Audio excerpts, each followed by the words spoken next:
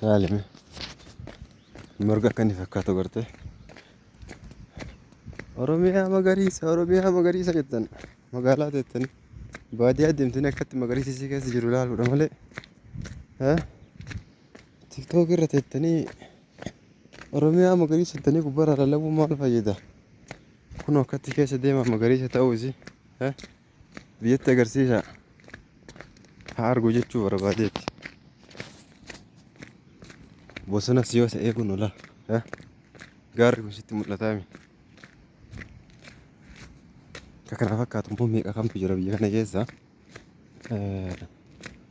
akka kana kuno barzaa fi maaliin silaa dhiisiga baargamoon asitti hidhaa cite waan jedhan san asitti hidhaa cite laggee yoo taate waan amma ilaalatti achi ilaaltee agartu kana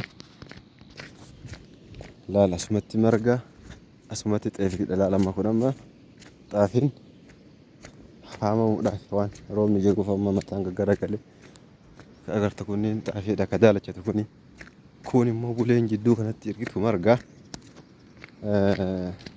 kun immoo bishaan mee xiqqoo itti dhiyaadhe isin agarsiisa. Fakkeenyaaf waan akkanaa kana amma sulula jennee fudhachuu dandeenya. Akka laga gurguddaa itti ilaaluu osoo hin taane sulula bishaan xixiqqaa kan yeroo gannaa yaa'u jechuudha. Namni isin agartan kun yeroo gannaa yaa'a hedduminaan yeroo biraa waan hin jirre asumatti kun cinaa kanatti foon isin ilaaltan kun bosona fakkaata. Foon maashillaan akkatti akkana jira.